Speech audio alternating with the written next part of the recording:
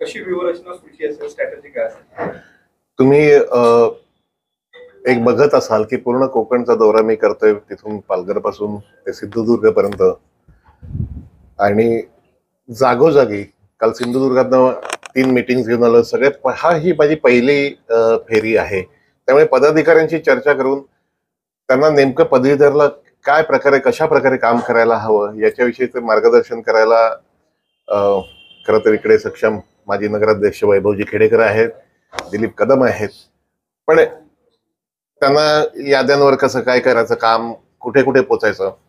तुम्ही लक्षात घ्या, या मतदारसंघात आम्ही गेले वर्षभर काम करतोय आणि 35,000च्या वर आमची नोंदणी झालेली आहे. त्यामुळे आमचा विजय तसा दृष्टिक्षेपात आहे. पण तरीही मतदारांपर्यंत जवळजवळ 2 लाखाच्या आसपास, 2,20,000 14,000 अशी काहीतरी नोंदणी झालेली आहे. आणि यावेळेस जर तुम्ही बघाल तर पहिल्यांदाच एवढ्या मोठ्या प्रमाणावर नोंदणी झालेली आहे. सिंधुदुर्गात मागच्या वेळेला 5,500-6,000 होती, ती आता 19,000, 18-19,000 झाली आहे. रत्नागिरीत जवळजवळ 24,000 नोंदणी झालेली आहे. रायगडमध्ये 18-1,000 झालेली आहे. वेळोवेळी एक टक्का जो वाढतो आहे, मला असं वाटतं तो टक्का, वाढलेला टक्का हा महाराष्ट्र नवनिर्माण सेनेचा आहे. त्यामुळे आम्ही विजयाची गुढी उभारू नक्की. निरंजन डावखरे भाजपकडून उमेदवार असतील अशी शक्यता म्हटली जाते. भाजपच्या पार्लमेंटरी बोर्ड मीटिंग नंतर हा निर्णय होऊ शकतो, कसं बघताय त्याकडे?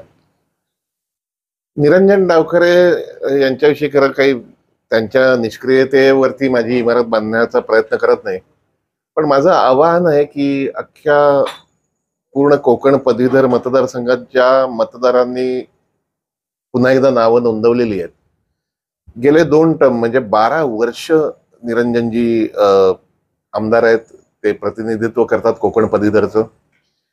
मी 2च प्रश्न तुमच्या माध्यमातून विचारू शकतो किंवा मी आवाहन करतो की ज्या मतदारांनी डावखरेंना मतदान केलेलं आहे, या 12 वर्षात ज्यांना ज्यांना ते भेटले त्यांनी जरूर त्यांना मतदान करावं. ज्यांना ज्यांना असं वाटतंय की पदवीधरांकरता खऱ्या अर्थाने त्यांनी काहीतरी काम केलं, त्यांनी जरूर त्यांना मतदान करावं. काय आहे की कोकणच्या मूळ प्रश्नाकडे, मूलभूत प्रश्नाकडे, पदवीधरांच्या मूलभूत प्रश्नाकडे एक त्याला असं एक तो प्रश्न समजून घेऊन त्याची पुढचा एक रोडमॅप करावा लागेल. आणि सुदैवाने मी शिक्षण क्षेत्रात गेले अनेक वर्ष काम करतोय, रोजगार क्षेत्रात अनेक वर्ष काम करतोय. एक माझी बॅकग्राऊंड शैक्षणिक खूप मोठी आहे आणि प्रामाणिकपणे काम करणारा कार्यकर्ता आहे. त्यामुळे पहिली गोष्ट, या निवडणुकीत जाहीरनामा, वचननामा हा न करता लवकरच माझा उमेदवारी अर्ज भरला की पुढच्या 5-7 दिवसात मी रोजगारनामा जाहीर करणार आहे. आणि ते काही असं काही रॉकेट सायन्स नाहीये. कोकणातली मुलं ही इंजिनियर ग्रॅज्युएट झाली की शहराकडे जी धावतात, त्याच्यापेक्षा कैक पटीने संधी इथे निर्माण होऊ शकतात. कैक पटीने इथे काही प्रशिक्षण गेली तर त्यांना अत्यंत मोठ्या भरगच्च पगाराच्या नोकऱ्या मिळू शकतात. अनेक धंदे इथे उभे राहू शकतात. त्यांना पाठबळ, त्यांना मार्गदर्शन देण्याचं कुठलाही प्रयत्न जर होणार नसेल, संधीचीच उपलब्धता नसेल, तर आपल्या मुलांनी काय करायचंय. आणि या गोष्टीचा पूर्ण विचारपूर्वक रोडमॅप आम्ही करतो आहोत. आणि कोकणचं मुलांचं भवितव्य जर बदलायचं असेल पुढच्या काही वर्षात, तर निश्चितपणे तुम्ही राजसाहेबांच्या, महाराष्ट्र नवनिर्माण सेनेच्या आणि माझ्या पाठीशी उभे राहा. लोकसभेला आपण भाजप बरोबर, लोकसभेला भाजप बरोबर युती केलेली होती. समजा या निवडणुकीमध्ये भाजपने विनंती केली तुम्ही माघार घ्या, या निवडणुकीत तुम्ही घ्याल का? नाही, हा प्रश्न फार वरिष्ठ पातळीवरचा आहे आणि माघार घेण्याचा प्रश्न येत नाही. कारण सन्माननीय राजसाहेबांनी उमेदवारी जाहीर केल्यानंतर आम्ही प्रचंड प्रमाणात कामाला लागलेलो आहे. कामाला आत्ता लागलो नाही, गेले वर्षभर लागलेलो आहे. आणि परवाच्याच दिवशी माझी राजसाहेबांची एक आढावा बैठक जी झाली, त्यांनी आशीर्वाद दिलेला आहे की जिंकण्याकरता लढायचंय आणि जिंकून ये. इंडिया आघाडीचे उमेदवार जाहीर केला त्यांचा उमेदवार, तर तुमची भूमिका काय असेल? तुम्ही लढणार का? 100% लढणार, 100% लढणार, काही विषयच येत नाही. आम्ही आमची भूमिका स्पष्ट केलेली आहे. माझी उमेदवारी जाहीर झालेली आहे. पूर्ण दौऱ्यावरती आमचे सगळे लोक निघालेले आहेत. तळागाळापर्यंत आमचे राजदूत असतील, शाखाध्यक्ष असतील, काम करायला सुरुवात झालेली आहे. याद्यांचं वाटप झालेलं आहे. त्यामुळे आम्ही कामाला सुरुवात केलेली आहे आणि विजयाच्या दिशेने आमचं पाऊल पडलेलं आहे. समोर इंडिया आघाडीचे सुद्धा उमेदवार असू शकतात. कदाचित शिवसेना उभाटा गटाचे किंवा काँग्रेसकडून सुद्धा उमेदवारी असू शकते. त्याकडे आपण कसे पाहता? नाही, उभे राहू देत ना. काय आहे, हा गेले अनेक वर्ष हा दुर्लक्षित मतदारसंघ राहिलेला आहे पदवीधर. कारण त्याची नोंदणीची प्रक्रिया थोडी क्लिष्ट आहे आणि मग ती नोंदणी करून मग त्यांना मतदारांना उतरवावं लागतं. तुम्ही ही एक स्ट्रॉंग एक आमदारकी आहे, हे एक स्ट्रॉंग प्रतिनिधित्व आहे पदवीधरांचं. तुम्हाला पदवीधरांकडे या महाराष्ट्रात जर पदवीधर निवडणूक तुम्ही लढून जिंकलात तर साधारणपणे असं म्हणलं जातं की पदवीधरचा आमदार जो होतो त्यांनी पदवीधर रोजगार याच्याविषयी काम करावं, जे शून्य काम झालेलं आहे. आणि मी विद्यार्थी सेनेचा अध्यक्ष होतो. मी शैक्षणिक क्षेत्राशी अनेक वर्ष जोडलेलो आहे. माझे वडील रमेश पानसे गेले 45 वर्ष बालशिक्षणामध्ये आदिवासी क्षेत्रात काम करतायत. त्यामुळे शिक्षणाचा संस्कार माझ्या घरातनं आहे, माझ्या DNA मध्ये आहे. त्यामुळे मला त्यातलं अत्यंत जबाबदारीने आणि नम्रतेने मी सांगतो, शिक्षण या विषयात माझा गाढा अभ्यास आहे. पदवीधरांचा रोजगार या विषयात माझा गाढा अभ्यास आहे. तुम्ही असं काही रॉकेट बनवायचं नाहीये. अतिशय छोट्या छोट्या गोष्टी जर केल्या तर पुढच्या एक 5-7 वर्षात कोकणातला मुलगा कोकणामध्ये स्वतःचा धंदा किंवा रोजगार करून श्रीमंत होईल याची मला खात्री आहे. तुम्ही आता म्हटलात की अभ्यास जो किंवा विकास किंवा जे काही मुद्दे घ्यायचे ते शून्य झाले या पदवीधरचे. त्याचा अर्थ असा होतो की निरंजन डावकरे पूर्णपणे अपयशी ठरत असतो. तुम्ही पत्रकार मित्र आहात, 12 वर्ष आमदार निरंजन डावकरे पदवीधरचे आहात. तुम्ही तिकडून कॅमेऱ्याच्या पलीकडून मला एकाच प्रश्नाचं उत्तर द्या. तुम्हाला निरंजन डावकरे भेटले का हो? दिसले का हो? केवळ भाजपच्या पुण्याईवरती नुसतं निवडून यायचं आणि 6-6 वर्ष तुम्हाला तोंड दाखवायला यायचं नाही, कुठल्याही विषयात बोलायचं नाही. आपण इथे रत्नागिरीत बसलोय. 4 महिन्यापूर्वी, बरोबर 4-5 महिन्यापूर्वी मी प्रेस कॉन्फरन्स घेतलेली रेस्ट हाऊसला. त्यावेळेला मत्स्य महाविद्यालयाचा मुद्दा होता की राज्याचं मत्स्य धोरण होत होतं आणि मत्स्य विद्यालयाला कुठल्याही प्रकारचं प्रतिनिधित्व नव्हतं. मी स्वतः प्रेस कॉन्फरन्स घेतली, तुम्ही सगळे होतात तेव्हा. 3 दिवसात सरकारचं धन्यवाद, अभिनंदन की मत्स्य विद्यालयाला तिथे प्रतिनिधित्व मिळालं. दुसरी गोष्ट, हे मत्स्य विद्यालय बोलायला गेलो तर 1 तास मी बोलत बसेन. जी काही धोरणं होतात त्याला ती धोरणं सरकार समोर विधिमंडळात मांडण्याकरता त्याचा अभ्यास असावा लागतो. आता हे अख्खं मत्स्य महाविद्यालय नागपूरला नेण्याचं एक गणित मांडलं जाते. नागपूरला मत्स्य विद्यालय नवीन झालं तर चांगलीच गोष्ट आहे, कारण त्या ठिकाणी तलावातल्या मासेमारीविषयी तर काही गणित जुळणार असतील, आनंदाची गोष्ट आहे. पण जिथे 700 किलोमीटर समुद्र किनारा आहे अशा ठिकाणी मत्स्य विद्यालय असणं हे गरजेचंच आहे. ते अद्ययावत व्हायला पाहिजे, नवीन टेक्नॉलॉजी व्हायला पाहिजे, इम्पोर्ट एक्सपोर्ट आपल्या पोरांना शिकवलं गेलं पाहिजे. फार काही रॉकेट सायन्स नाहीये. मी सांगतो, मला तुम्ही निवडून द्या किंवा काय जे काही होईल किंवा नाही होईल.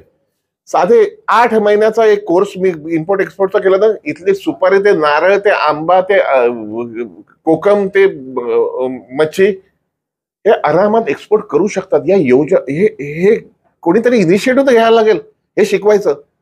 आज गोष्ट अशी आहे, तुम्हाला या तुमच्या माध्यमातून पुन्हा मी एक मोठा धोका सांगतोय की आज तुम्ही किनारपट्टीवर गेलात तर जे मोठमोठे ट्रॉलर्स आहेत की जे आपल्या लोकल मच्छीमारांना बर्बाद करतायत, हे ट्रॉलर्सचे मालकांची नावं तुम्ही बघा. हे सगळे साऊथ इंडियातनं आलेले आहेत.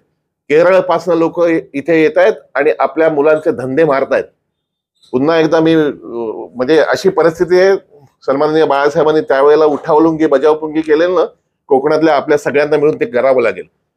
आज काय होतंय की प्रशिक्षणची व्यवस्थाच नाही. कौशल्य विकास मध्ये 2 विषय होते, फिश प्रोसेसिंगचा विषय होता आणि मासेमारी विषयीचा एक विषय होता. 2 विषय होते.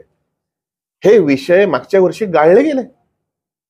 फिश प्रोसेसिंगचा आणि फिशिंगचा जर कोर्सेसच गाळले गेले तर फिशरीज मध्ये या गोष्टीत बॅचलर व्हायचं म्हणजे BA करायचं कसं? BA इन फिशिंग जे आहे ते मी माननीय मंत्री त्यावेळेला लोडाजींशी बोललोय. ते म्हणलेत विषय येतील, पण तेव्हा तोपर्यंत आचारसंहिता लागली आहे. तुम्हाला या प्रश्नामध्ये उतरावं लागेल आणि हे फार गंभीर स्वरूपाचं आहे. त्याला एक विजन लागेल, त्याला एक मोठा पुढच्या 20 वर्ष डोळ्यासमोर ठेवून रोडमॅप लागेल. बरं, तुम्ही आता मगाशी एक गोष्ट म्हटला की रोजगार म्हणजे जर कोकणातली जी मुलं आहेत त्यांना गल्ले गट्टा पगाराच्या नोकऱ्या मिळू शकतात. मुळात कोकणात उद्योगच नाहीये आणि जे उद्योग यायला हवेत, मी असं म्हणतो की रिपेअर सारख्या उद्योगाला जर आला होता उद्योग, तर त्यातली एक बाजू अशी आहे की रोजगाराची निर्मिती होईल सरकार कोंबून सांगते, पण त्याच वेळेला तुमचे पक्षप्रमुख मात्र विरोधाची भूमिका घेत आहेत. तुम्ही लक्षात घ्या, काही जे पर्यावरण विरोधक जे प्रकल्प आहेत त्यांना तो विरोध आहे. तुम्ही साधी गोष्ट आहे, पण तुम्हाला तुमच्या प्रश्नाचं लगेच उत्तर देतो. पर्यटन हे तर मोठं आहे. 40,000 50,000 कोटीचा व्यवसाय केरळ करतं फक्त पर्यटनावर. पर्यटनाला इथे अनेक आता रेस्ट हाऊस नाही, काय रिसॉर्ट्स व्हायला लागली. तुम्ही साधी गोष्ट असं धरा, मी तुम्हाला अगदीच मी ओपन कार्ड्स मध्ये अभिजित पानसे बोलतो, त्यामुळे पुढच्या 5 वर्षात समजा इथे 5 किंवा 10 5 स्टार्स हॉटेल येणार आहेत, 50 4 स्टार्स येतील, 500 साधी हॉटेल्स येणार आहेत. आता समजा हॉटेल्स येणार, आपण एका हॉटेलच्याच बेसमेंटमध्ये हे घेतोय, त्यावेळेला हॉटेल उभं राहणं याच्यात मॅनेजर पासून, त्याच्या HR पासून, त्याच्या मार्केटिंग पासून, त्याच्यात शेफ पासून ते हाऊसकीपिंग पर्यंत अनेक संधी उपलब्ध होतात. मला सांगा, इकडे बसलेला मुलगा किंवा तुमच्या नातेवाईक असेल कोण मुलगा उठून म्हणू शकतो का मी आज नोकरीला जातो? का नाही म्हणू शकत? याचं कारण त्याचं प्रशिक्षण नाही. माझी सरकारला नम्र विनंती आहे की जे रोजगार किंवा ज्या लोकांना, ज्या कंपनीजना किंवा ज्या पर्यटन व्यवसायाशी संलग्न असलेल्या किंवा जे मोठे बिझनेस इथे येणार आहेत, ते काही आज आले, आज झाड लावलं आणि उद्या आंबा आला असं होत नाही ना. त्याला एक कालावधी जातो 3 वर्षाचा 5 वर्षाचा. त्या कंपनीजना सांगणं आवश्यक आहे. या तुम्हाला समजा इंजिनिअरिंगची कंपनी आली, समजा त्या इंजिनियर्स कमी आहेत कोकणात, भरपूर आहेत, ग्रॅज्युएट झालेले आहेत, इंजिनियर आहेत, त्यांना 3 वर्ष त्या कंपनीच्या CSR मधनं प्रशिक्षण द्या आणि मग त्यांना भूमिपुत्रांना नोकरी द्या.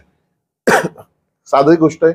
या काय होतं, बोलायला सोपं आहे, पण याचं इनिशिएटिव्ह घ्यायला पाहिजे. याचं कोणीतरी बोलणं केलं पाहिजे, कोणीतरी बोलायला पाहिजे हा प्रश्न. तुम्हाला सांगतो, नाही तर दुर्दैवाने मी अतिशय गलबलून सांगतो, गैवरून सांगतो, तुम्ही बघाल तर कोकणातली आतली गावं आहेत ना, ती फक्त ज्येष्ठ नागरिक राहिले. कोणाची आई, कोणाचे म्हातारे बाबा, फक्त त्यांना तिथे करमत नाही शहरात छोट्याशा खोलीत, तेवढेच राहिले. अख्खीच्या अख्खी पिढी शहराकडे गेली. या प्रकारे जर तुम्ही करत असाल तर नवीन कंपन्या येतील, परप्रांतीय इथे येतील, त्या नोकऱ्या करतील, त्यांची घरं होतील. हा धोका तुम्ही लक्षात घ्यायला पाहिजे. आणि हे सगळ्याचं मूळ शिक्षण आणि रोजगार आहे.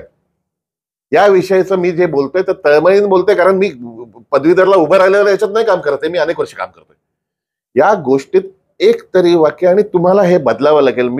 मला निवडून यायचं म्हणून हे तुम्हाला आव्हान करत नाही, पण 12 वर्ष तुम्ही आमदार असल्यावर एक गोष्ट, काल मी गेलो त्या ओरोसला गेलो, मी पुन्हा एकदा जाहीर तुमच्या समोर सांगतो, ओरोसला UPSC MPSC स्पर्धा परीक्षांचं एक केंद्र व्हावं. के मंजुलक्ष्मी म्हणून अतिशय फार ब्रिलियंट तहसीलदार होत्या, कलेक्टर होत्या, त्यांनी ती योजना मांडली. निरंजन डावखरेंना सांगितले, तिथे DPDC मध्ये 60 लाख रुपये पास करून घेतले, ते गेले कुठे? आणि काल मी आता व्हिडिओ माझा, काल मी तिकडे गेलो, तो व्हिडिओ मी प्रसारित करतो. अरे टेबल तुटलेली, त्या मुलांना पिण्याच्या पाण्याची सोय नाही, एक पुस्तक नाही.